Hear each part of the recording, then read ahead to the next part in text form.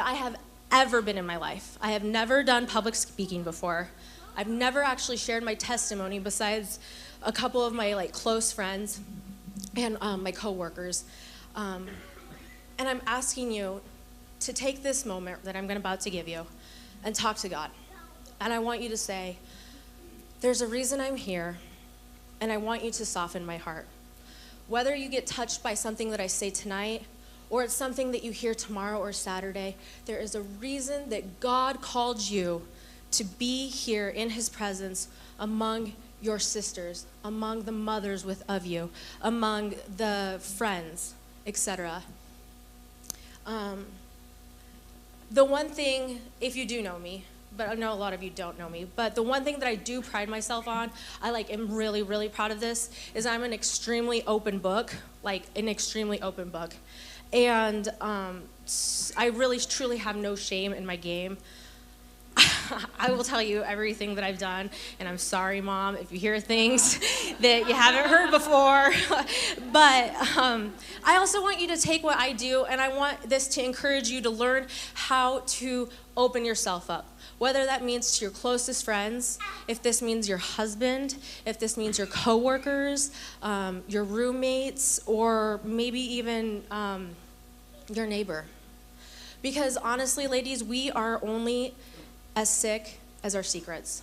And that's something that took me a really, really long time to figure out. So when I think of restoration or restored, obviously instantly I think of Chip and Joanne. We've all watched it. In fact, I told my husband, I said, we can't watch this anymore because I want to be her and it's not healthy, how much I love her.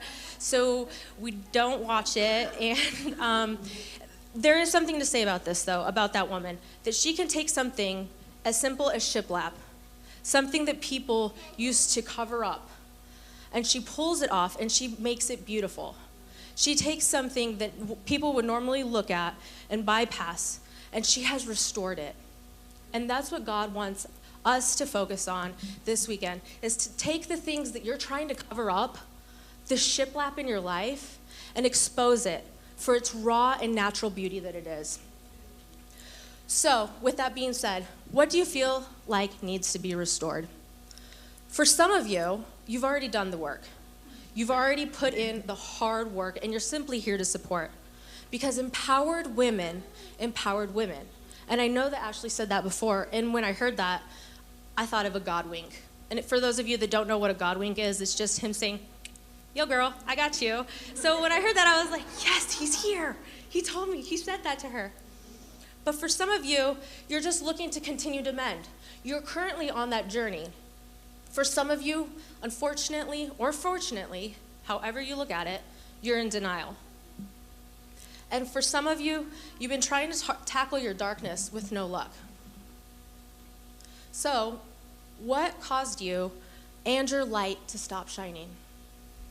When I say light, I mean your confidence. I mean your you, the very essence of who you are. When did you rob yourself of yourself? What is bringing you shame? When Adam and Eve first sinned, what do they say they first did? Okay. Most people say that they hid. This is actually a conversation I had with my husband last night. In the Bible, depending on the translation that you're looking at, the very first thing that they did is they were ashamed. The very first sin that man and women did, they were ashamed of immediately.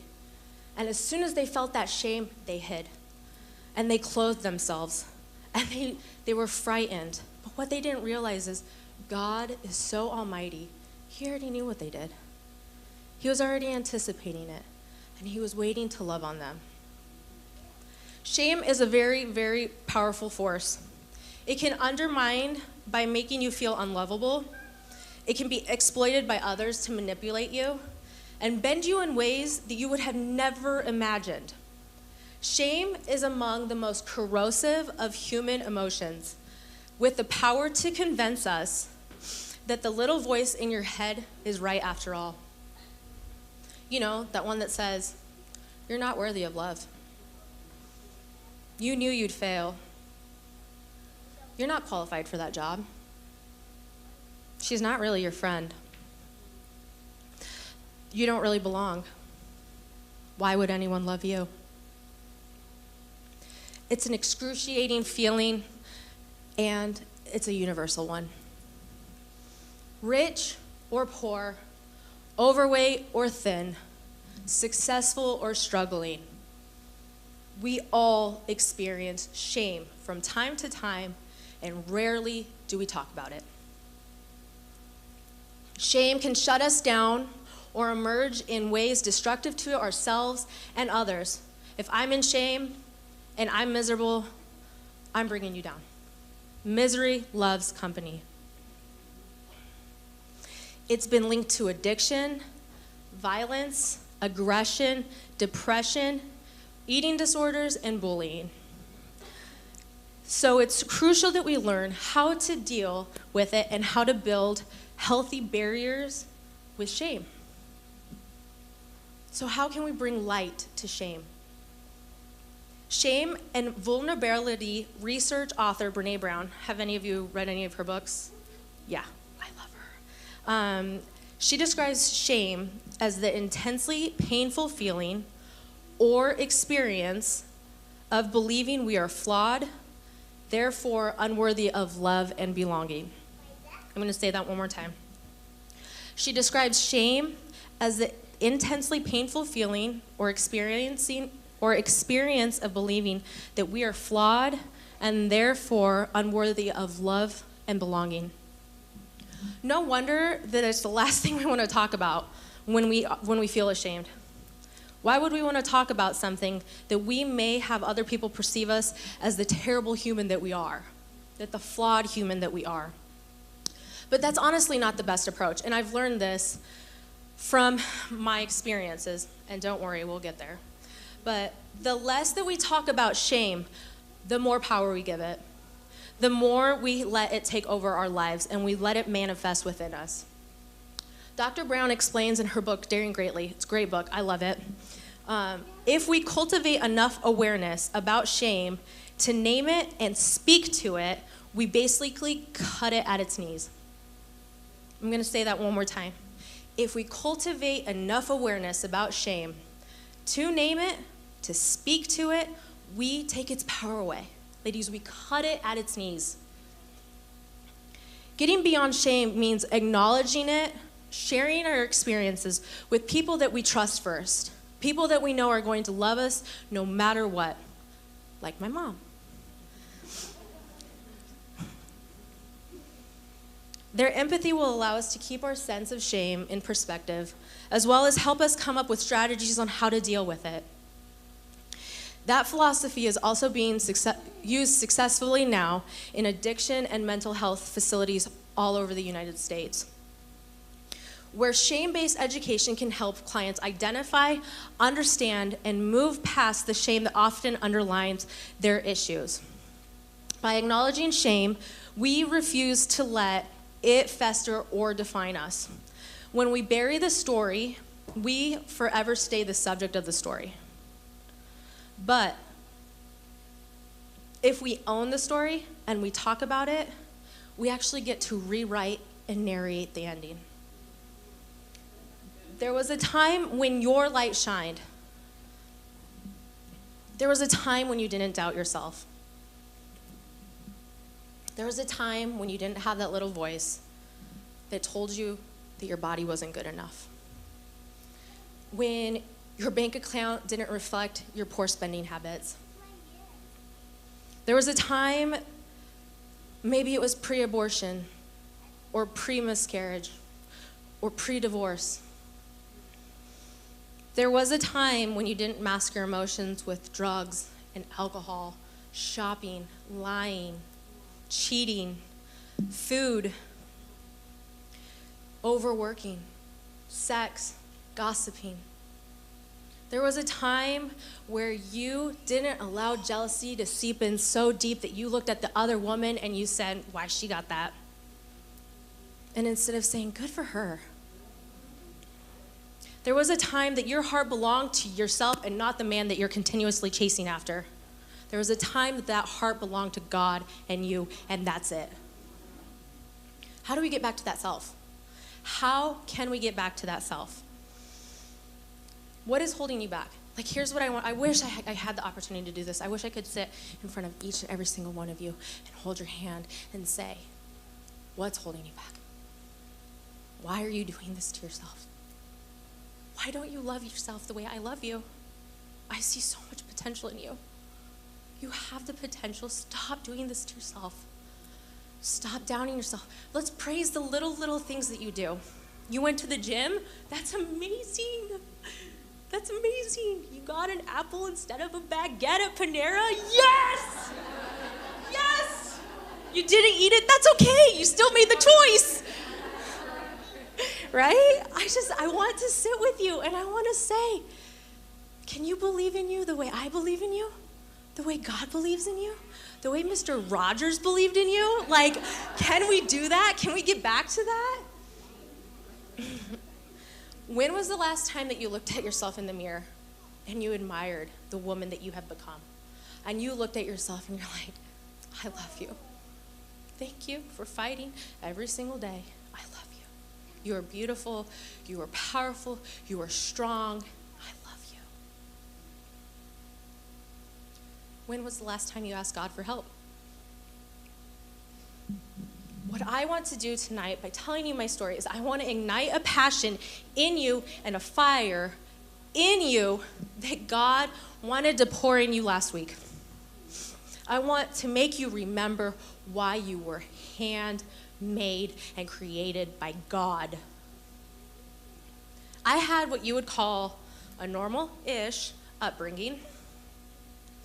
I chartered back and forth between Lincoln, Nebraska, and San Salvador, El Salvador. It's a very small country in Central America. I bet none of you have heard of it, but for those of you that have, I have gold stickers in my purse, and I'll give them to you personally afterwards. But I was literally raised on grass-fed beef one week and rice and beans the very following. I was very blessed, and to this day, my culture and my heritage runs very thick in my blood. I did not have cable growing up. I had cornfields. I did not have internet. I had a soccer ball. I actually started playing soccer at the age of 3.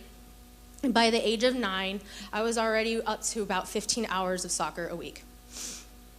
By the age of 12, I was very, very blessed.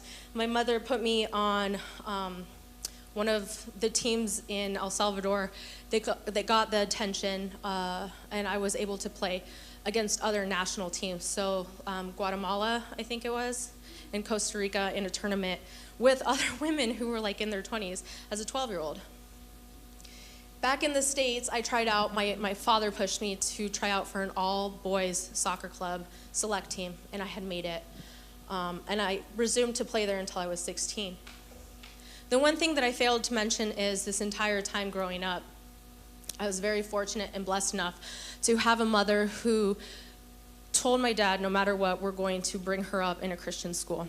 And had I not had that foundation laid as a child, there's no way that I would have the faith that I have today and gotten through the trials and tribulations that I did later in my life.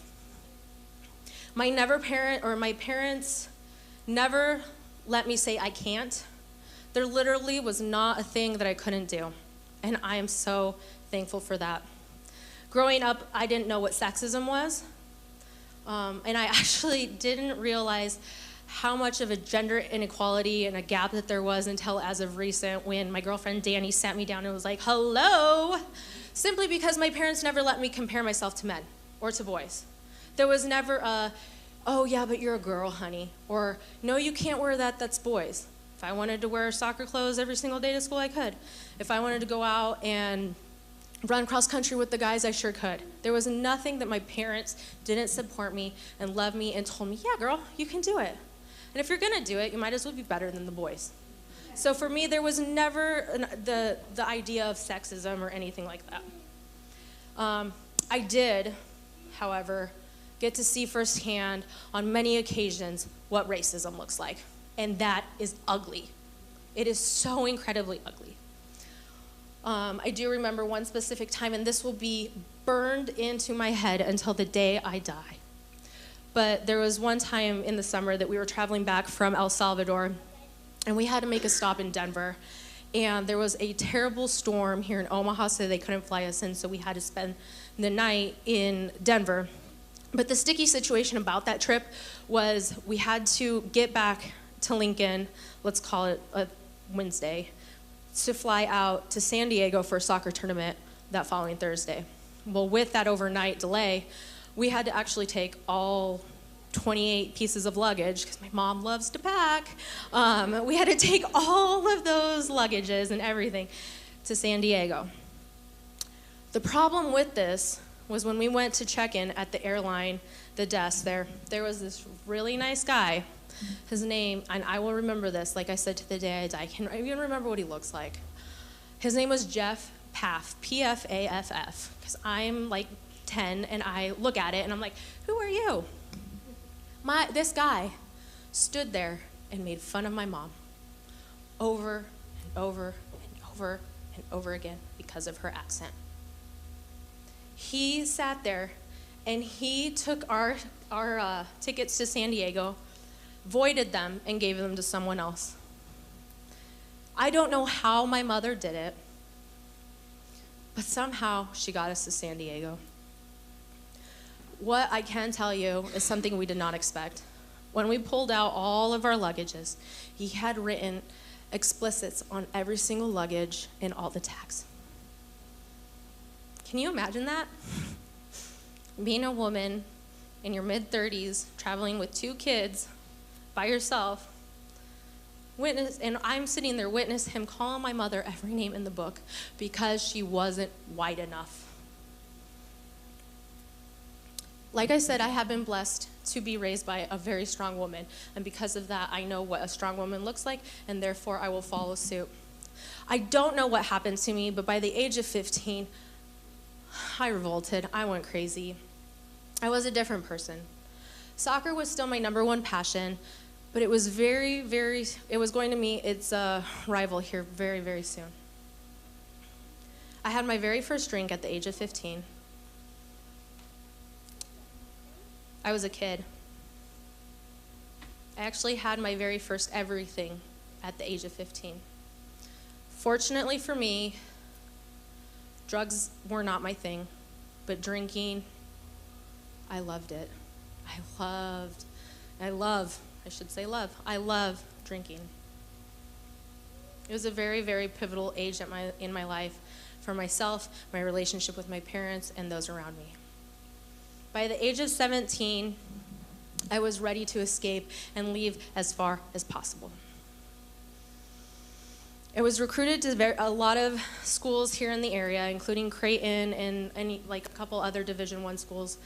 But after going through and making a pros and cons list, I eventually realized that my #1 requisite was going to be to get away as far from my mother as possible. Sorry, Mom. So off I went to Nashville, Tennessee. I was 17 years old when I started college. I wasn't even old enough to sign my own documents, so I was sitting in the clearinghouse office, faxing them over to my father because I wasn't even old enough to make my own legal choices. But I was 800 miles away from any form of discipline. I had no curfew, I had no one to stop me, and I loved it. I had fake IDs, I got to travel the South playing soccer, and I drank, and I partied, and I drank.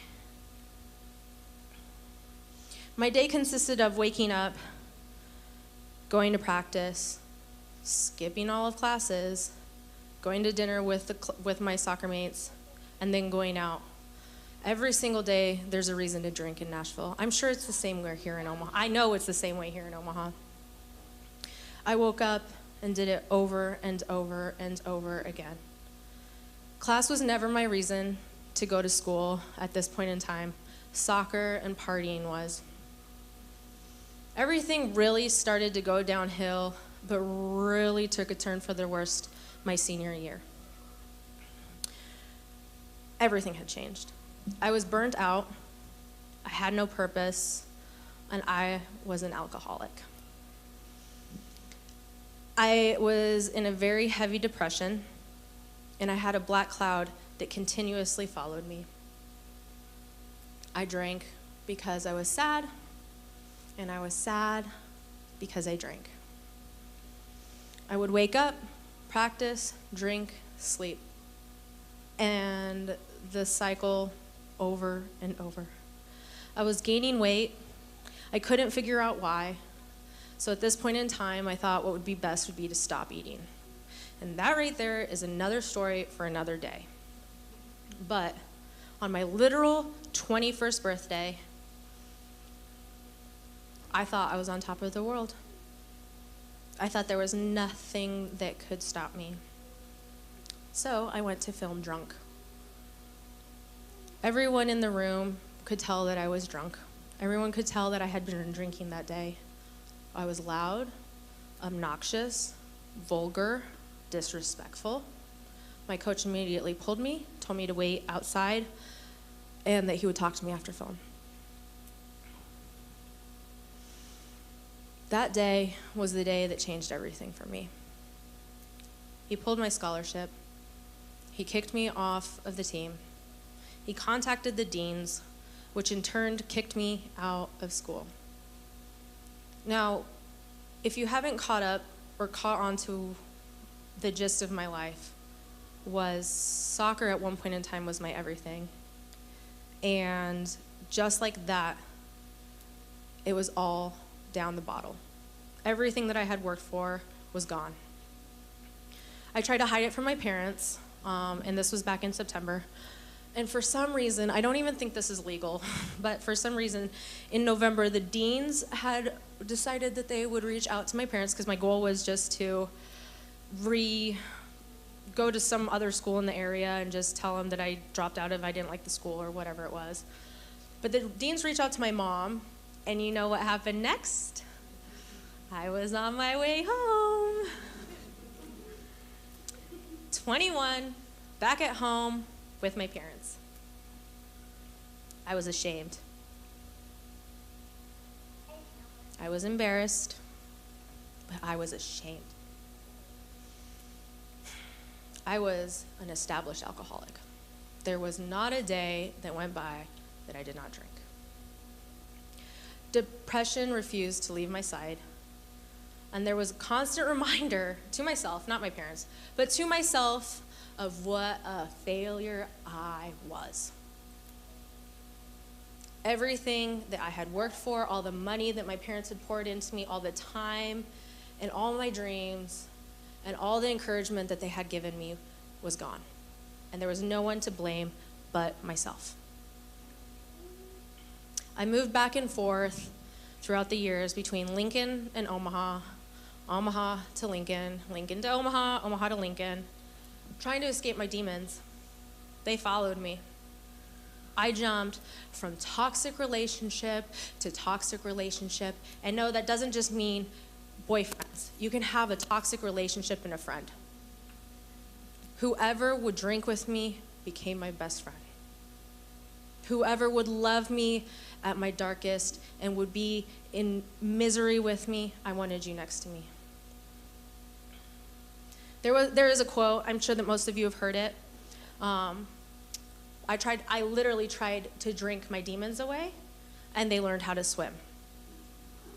By 2012, I decided it was time to take matters into my own hands. Let's just end it. I don't want to live anymore. I am good at nothing, and I'm tired of fighting. Death seemed to be my only option out. My strong mother had different plans. She took my suicidal self by my ear to Bryan Hospital. She checked me into treatment. That they didn't have any open beds, but this woman is persistent, and I was in that night.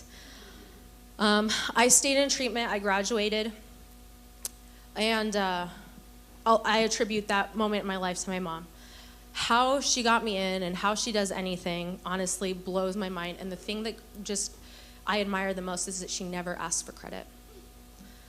I stayed sober after treatment for 5 cute little months. And then all of a sudden I heard this voice. Yo, girl, you did it. You cured yourself. You can do it. Go back out.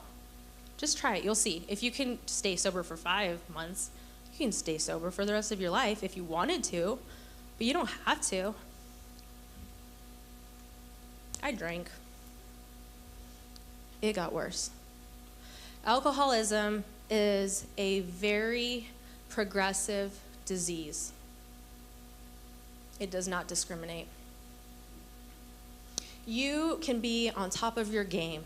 You can be young, old, male, female, rich, poor, black, white. It does not matter. You name it, and alcohol will attack. In AA, they describe alcohol as cunning, baffling, and powerful. In the Bible, they describe the devil as someone who will steal, kill, and destroy. Do you see the similarities there? The enemy had a full grasp on my life. I remember having night terrors. These were the worst. I hated them. If any of you have had night terrors before, but it's a nightmare that you cannot wake up from. And I remember one specific one where I was sleeping and the devil was straddled over top of me. And I don't want to say hawking loogies, but that's like the best way of describing it. He was sitting, straddling me, spitting in my mouth, asking me if I'd had enough. And I was choking. And I remember just in my dream trying to scream out for God and scream out for Jesus, but I couldn't because I was drowning on the devil's spit. I hated what I had become. I was not a role model for my sisters. I was not the child that my parents had raised. Nothing I did could be trusted. Nothing I said could be, I lied, continuously lying. I manipulated people. I was the victim. It wasn't my fault I got kicked out of school. It wasn't my fault I couldn't keep a job. It wasn't my fault that I came home drunk. It got so bad that I couldn't pay for anything on my own. I would wake up at 4 a.m. and be shaking like this. And I would have to take a shot of whatever I had on hand. I would wake up at 7 to go to work and the same thing, shaking, vomiting, either bile or blood. It was a never-ending cycle. I would drink again at lunch, and at 5, I was a functioning alcoholic. That's what they call it. I wasn't functioning, though. I'm telling you, I was not. I was on the verge of death. It was a never-ending cycle to just keep drinking. I had to drink to keep going, or I could seizure. I would throw up if I didn't have alcohol, and I would throw up if I did. I would shake, I would sweat, I couldn't talk. I remember one time my sister, a couple years ago, goes, "We found an old phone of yours, and all you have on there is videos of your hands. Why did you do that?" Because I was in disbelief of what my body has been doing, like what I had done to my body. Like God made my body for so many things. He made me for so many things, and here I am, shaky. It was a hot mess. By 2014, it was a live or die situation, and on the day of my sobriety, I woke up per usual, shaking, sick, vomiting. The day or 2 days earlier, my dad had put a full tank of gas in my vehicle because I had mentioned before, they couldn't give me money. My mom bought my groceries. My dad wrote the check to Sprint. No one could trust me with money. That's enabling. That's enabling, guys.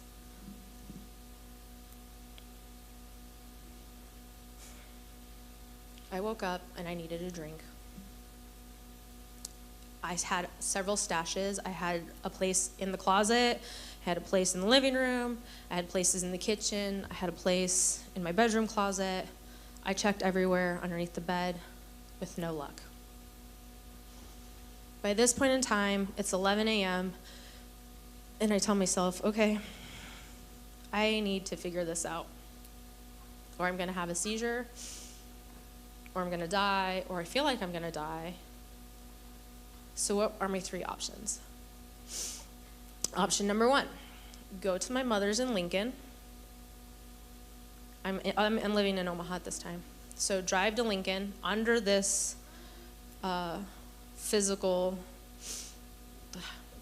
detox, drunken state, stupor, and ask her for help. Number 2, text my girlfriend Jenna, who at this point in time had no idea. Actually, none of my friends really knew how bad it was because I hid it from them. They just thought I was a lightweight. Because by the time we'd all get off of work, it would be 5 p.m., and they'd be like, yeah, let's go get drinks. And what they hadn't realized is that I had been drinking all day at work. And so we would go to the bars, and they'd be like, girl, you only had 2 martinis. You're such a lightweight. In all reality, it's been like actually 12 martinis and plus 2. So go to Jenna's apartment. She had a fully stocked bar. Or number 3, try to scrounge up change. And I don't know, I don't have change anywhere. I didn't even have 50 cents to my name. I really had no money. So out of those 3 options, number 1 is definitely a no. Number 2 is a yes, I think, if I can make it. And number 3, I don't have money. So at this point in time in my life, I was dating this guy, and his mom, she is my saving grace, and she's a fantastic lady. I think she's an angel, and the reason, well, you'll see. But so I start to drive to Lincoln, and I get past, I'm on Interstate 80, almost approaching the exit for 168th Street. And I'm not even kidding you, I start to lose my vision. I start to lose the vision in both my eyes, and it was the scariest thing that I had ever encountered. That's how dependent my body was on alcohol. Joanne lived about 2 miles off of that exit, and so it was one of those things where, if you've heard that song, Jesus Take the Wheel, it happened to me that day. I honestly don't remember driving there. I was so incredibly sick. I had to pull up over and into Joanne's house, knocked on the door, and thankfully she was there. And I said, Joanne, and she knew how bad I was. She knew how bad of an alcoholic I was. She tried to help me several times. And I said, I just need to go into your bathroom. I need to, vomit, and I need to lay there for a little bit, and I promise I won't be here all day. So as I lay there on the floor, pretty much naked because the cold tile felt so good, throwing up, shaking, throwing up, afraid of my vision not coming back, afraid that I was going to seizure, I text Jenna and say, I don't think I'm going to make it. I'm laying there, and mind you, it's 12 o'clock. I lay there until 2. And at 2 o'clock, it dawns on me, are we going to have to do this tomorrow? Because if I feel this bad today, I'm definitely going to have to do this tomorrow. And if I do this tomorrow, I'm going to have to do it the day after that. So basically, I'm going to have to do this until I die. And what is left of me won't be remembered because I have done nothing with my life. I have done nothing with what God created me to do. Nothing. So I got on my side. I wouldn't even say my knees because I couldn't. But I got on my side, and I remember crying and saying, God,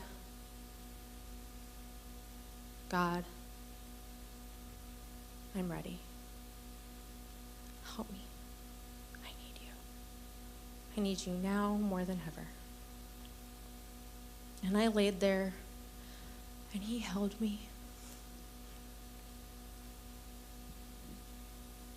And I knew that at that moment, I could do it. But not because of me, but because I had God, and he was going to help me get through it.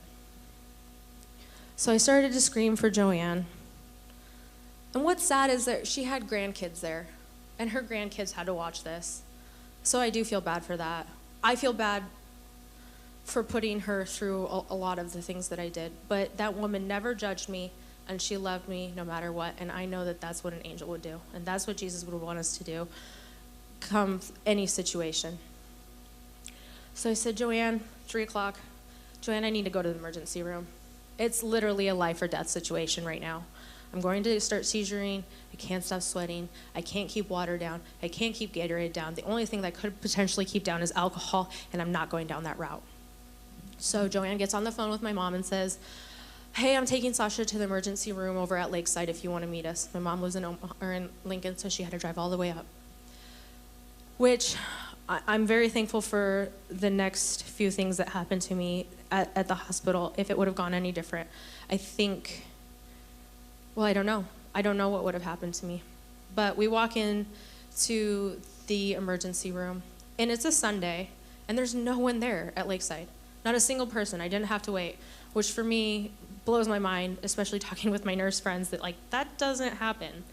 But the lady at the desk, she grabbed me. I didn't even have to talk to her. She grabbed me by the arm like this.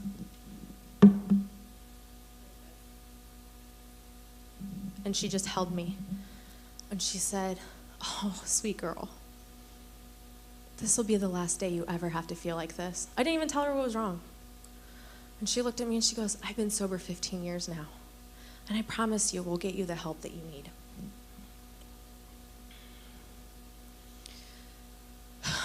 That was the best decision of my life.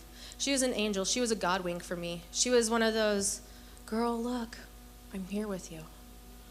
So they put me in the emergency room. They start to hook me up to the IVs. Without doctor's orders, they couldn't give me medicine, so the only thing that they could put me on at this moment was an IV drip, just to try to help hydrate me. And the doctor walked in, and bless his little heart, he walks in and he goes, so I'm not gonna help you today. And I'm like, excuse me, I'm dying? Like literally, I'm dying? And if you don't help me, I'm going to die? And he looked at me and he said, I'm not gonna help you. I have no reason to help you. Because if I help you today, you're gonna feel better tomorrow, and you're gonna go out and you're gonna do this all over again. So I would rather you die here in my bed than have you go out there and hurt someone else or die somewhere else. And I don't know if this doctor perhaps had obviously he knows what he's doing because it worked, but I don't know if maybe his father was an alcoholic or he sees this every day, but these were the most powerful words, and I started just to beg him for mercy. And I said, sir, I understand that you probably hear this on a day-to-day basis, but I don't feel good. I'm dying. I need something. I want to live. I truly want to live. And at that point in time, he looked at me and he said, okay, but I never want to see you again. And I said, I promise you will never, ever see me again. So at that point in time, he wrote the orders for the medication for me to start detoxing. So they hooked me up with the Zofran and the morphine and all this stuff to help me stop shaking and to stop vomiting and just to help my body calmly start detoxing. What I didn't know is at 5 p.m. that night, my blood alcohol level was a 0.348. I had not drank that day. That's how high. At 0.4 or above, you could be dead. But for alcoholics, you have a very high tolerance. But that just goes to show how sick I was. I'm very thankful for all of that. I'm thankful for my experience. I'm thankful for my misery and my hatred towards life, because I would never be as passionate, and because of my weakness, I have now found my strength. It's crazy to me how that works.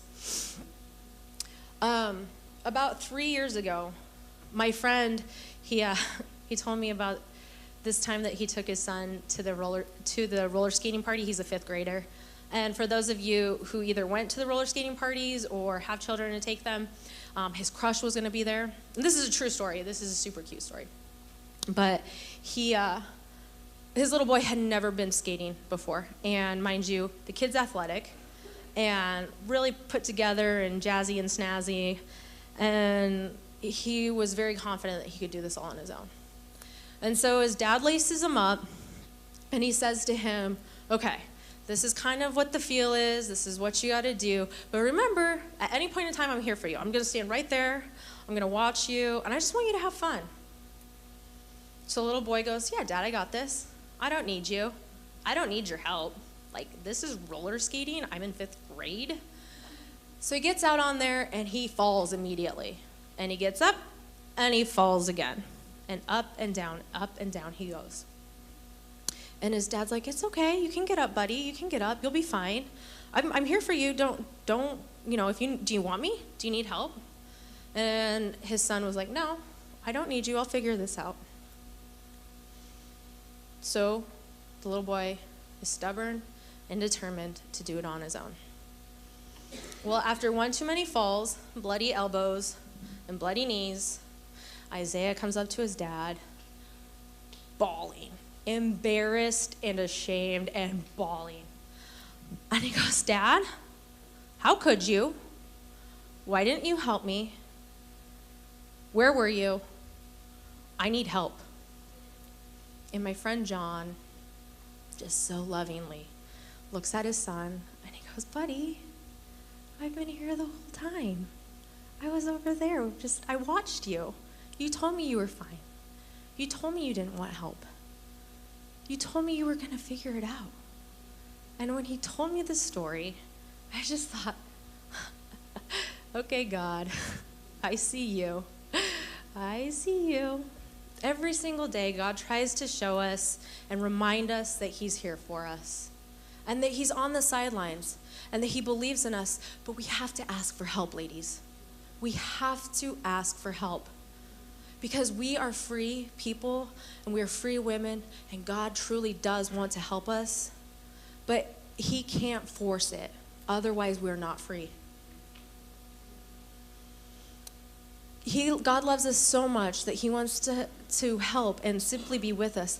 But we are so quick to reject God. He always says, I'm here for you. Do you need help? But we continue to push him away. So why share all of this with you? The reason I'm telling you this is because for me, it was one instant. Yes, it was several different things that happened that led up to me being on that floor, but it led me being on that floor, shivering, shaking, crying, covered in my own bile and puke and blood. It took one moment, one instant. My mom also, after I went to the emergency room, asked me if I wanted to check back into treatment. And I said, Mom, you gave me that opportunity once, and I believe that God gave me the tools that I needed back then to apply them today. So I got myself really into AA, heavily into a fitness community, and into church. And if it wasn't for the foundation of faith that I had as a child, I think things would have turned out a lot differently. But I'm telling you that this all started with one prayer. There's usually 3 types of prayers. There's the, wow, God, this is so cool. There's the, thank you, God, thank you. And then there's the help. And it started with the help. There are only 2 people that can change your today and your tomorrow. And when I say people, it's God and it's you. No one else, no matter how hard my mom wanted me to get sober, no matter how hard my sisters prayed, it was not up to them, it was up to me to hit my rock bottom and change. We need to remember that we are all broken. Each and every single one of us, in one way or another. We need to stop judging. We need to stop comparing. each other's brokenness. And what we need to do, ladies, is we need to start empowering one another. And it starts with you. By letting God in, working hard, hand in hand with God, not only are you restoring yourself, but you are restoring every single person around you. By me working on me, I actually helped my sister. I'm able to mold my daughter now. I'm able to speak to my friends and speak light into them on how beautiful they are and how much I believe in them and how much God loves them. And gosh, thank you for being here, and thank you for being created, and thank you for fighting, and thank you for giving yourself some grace even when you didn't realize you did it. Nothing is easy, ladies. Nothing is easy. And if it was easy, we wouldn't do it anyways, because that's how life works. Nothing changes if nothing changes. So forgive yourself.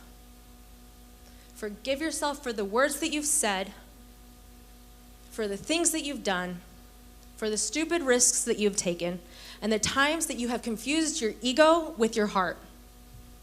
Release yourself from those who hurt you and those that you have hurt, including yourself. That needs to be step number one. Let go of the missed opportunities and the moments that you let yourself down, and others, but more importantly, yourself. Let it go. Forgive yourself. Find grace. Ask God. Pray. Beg Him for grace. Each step of your journey has brought you here, has brought you to this room. That divorce, it brought you here.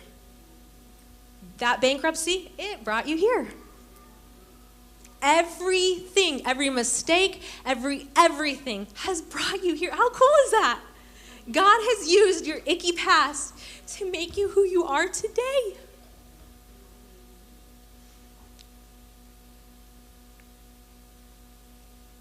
I just want you to realize how amazing you all are.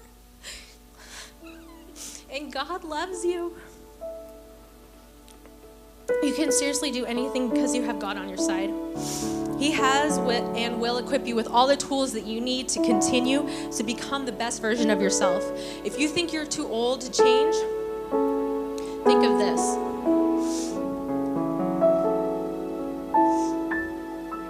Tiger Woods was 3 years old when he shot 48 9-holes in his hometown. Julie Andrews was 8 years old when she mastered an astounding 4-octave singing range. Mozart was 8 years old when he wrote his first symphony. Charles Dickens was 12 years old when he quit school to work in a factory, pasting labels on bottles of shoe polish because his father was in prison because of debt. Paul McCartney was 15 years old when John Legend invited him to join a band. We all know what band that is. Plato was 22 years old when he became a student of Socrates. William Shakespeare was 31 years old when he wrote Romeo and Juliet. Bill Gates was 31 years old when he became a billionaire. Coco Chanel was 38 years old when she introduced her perfume, Chanel No. 5. Henry Ford was 50 years old when he started his first manufacturing assembly line. Nelson Mandela, he was 71 years old when he was imprisoned for standing up for people's rights, and 4 years later became the president. He didn't give up. He could have. Benjamin Franklin was 79 years old when he invented eyeglasses, bifocals. And Araya was 100 years old when he climbed Mount Fuji. Whether you are 3 or you are 100, the rest of your life is ahead of you. You cannot change one moment of your past, but you can change your whole future. And it's all one choice. If I could speak over each and every single one of you, if I could hug you and hold you, I would want nothing more than to pour the spirit of believing in yourself and the spirit of Jesus. I want you to realize that everything that you are doing serves a purpose, and more importantly, serves a God. And what an amazing God. These are my last sentiments. And it's a prayer. And I'm going to read this to you. Forgive me if I cry. I've tried not to cry. But if you could all just close your eyes and soak in these words for this prayer. I truly mean this for each and every single one of you beautiful, outstanding, and amazing women. I pray that you have complete control over your mental and physical faculties, and that you are slave neither to food, nor drink, nor any other substance. I pray that you will be free, that you will have freedom in the truest sense of the word, the strength of character to do what is right in each situation with an attitude of gratitude. I pray that you are able to discern the people, activities, and possessions that are most important to you, that you are able to give each of them their time and place according to their appropriate priority. I pray that you have the courage, determination, firmness, and persistence to perform the tasks that you choose, decide, and resolve to perform, that you perform them with a commitment to excellence and attention for detail, with giving all glory to God. I pray that you discover a unique and beautiful talent that leads you to dedicate your professional aspect of your life to some work that you can truly be passionate about. I pray that you enjoy the rare privilege of spending your days in meaningful work, and that you serve your neighbors, your family, your community in this occupation, and that you are filled with the Holy Spirit every single step of the way. I pray that you grow in wealth, not just in the worldly wealth, but also in the spirit, in every sense of the word, that you never are in need, God always provides, and that whatever your wealth is, that you share it with all that you can.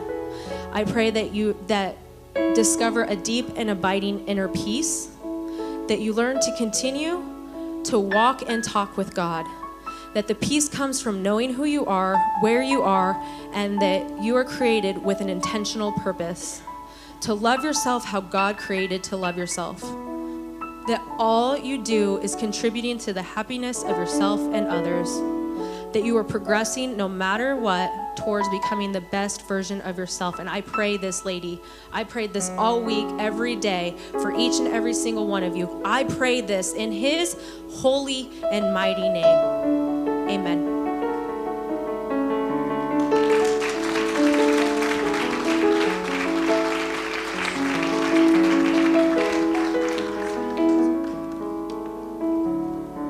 I'm so thankful for Sasha. You know, when we were putting this together, we didn't want to bring in an evangelist or some professional speakers. We just wanted real women like Sasha. I mean, you could just sense how genuine she is. We just wanted a real woman who, I didn't realize this was her first time really standing up or speaking. That takes a lot of guts. That takes a lot of guts. That's really hard to do. So, and that's not something that we all want to do. Like she said, we're as sick as our secrets are. We don't want to share our secrets. We do that maybe with our best friend, maybe with your sister. You know, that's hard. That takes real vulnerability. But I am such a firm believer that in our stories, in your stories, there is so much healing in that. When you can get that out, when you can share your stories with other women. How many of us can relate to Sasha in one way or another? So many of us could, because she was brave. And some of that is shameful, like she shared. Some of that is really shameful and embarrassing, probably still in front of her mom and her sisters. That's really hard. That's really hard. But it can bring so much healing. I'm so thankful that I'm standing next to a restored woman. And I've been there too. I've been there too. You know, our worship leader, she's been there too. We've all been there. We've all been in a place where you needed to be restored. Maybe you already are restored and you're like up and up and you and God are good, like you're like this. Or maybe you're not. Maybe you came here not to hear Jesse sing, not to hear Eddie on the keys. It's so beautiful. You didn't come here to get away. Like you came because you saw that word restored and you're broken. And you like desperately, desperately need that. Is that you? And that's okay, ladies. That's okay. Really, is that you? Do you need to be restored today? There's no shame in that. There's no shame in that. We want to give you guys time today to come to the altar And I promise you, my husband says this every week, there is no shame in that. There's no shame coming up and saying, I need someone to pray for me. I need a touch from God. Why are we on this earth if we're just going to walk around faking that we're perfect and that we're good? There was a time in my life, my husband and I were separated for almost a year, nearly divorced. I had stepped out on my marriage, living in my own apartment. I had to come to that realization too, basically on the floor, in your own vomit. I had to be restored. I couldn't keep living in that way. It was leading me down such a dark, dark path. And I had thought about my own kids. That's what really woke me up. I thought, I don't want my kids living like this. I don't want my kids to have to grow up in like this, grow up in this brokenness. And it took a lot of work. So I'm asking you here tonight, ladies, do you need to be restored? I would beg you, I'm begging you, find the courage. If you just want Sasha just to hug you, there's so much healing in a hug. There's so much healing. There's qualified women. I have asked women specifically, if I asked you specifically to come pray, would you come up? It's like Sharon, Kim, Patty, if you're a pastor or a minister, if you just want to pray, come up, because I want these women to feel comfortable coming up for prayer. Laura Lee, Katrina. There's no shame in that, ladies. There's no shame in needing to be restored. We've all been there, or we have been there, or we're going there.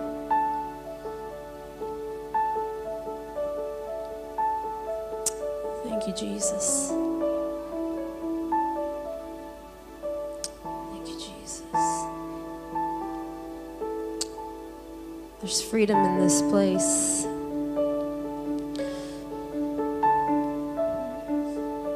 Katrina.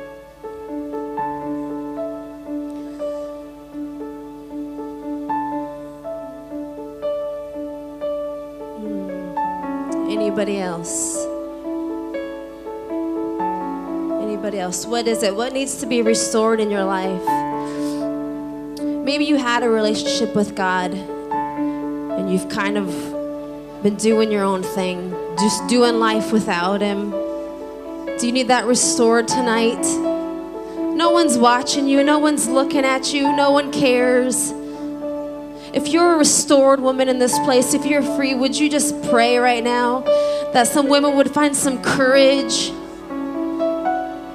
that courage would make their feet walk and make a declaration and say, I can't keep doing this on my own, God, I need you. That maybe March 28th would be the day that they found restoration. Maybe they need maybe you need restoration in your marriages. Maybe you've been divorced. Maybe your husband cheated on you and you feel worthless or unlovable. Maybe that was you. Maybe you were that other woman and the devil is just digging at you every day, making you feel worthless. Maybe you deal with depression or anxiety. I know that some of you in here do, and there's no shame in that. The devil wants to make you feel ashamed. There's no shame in that, ladies. Come get free in this place. Take that heavy burden off you tonight, ladies. Take that heavy burden on you. Jesus' burden his yoke is easy and it's light. You don't need to carry around that baggage anymore.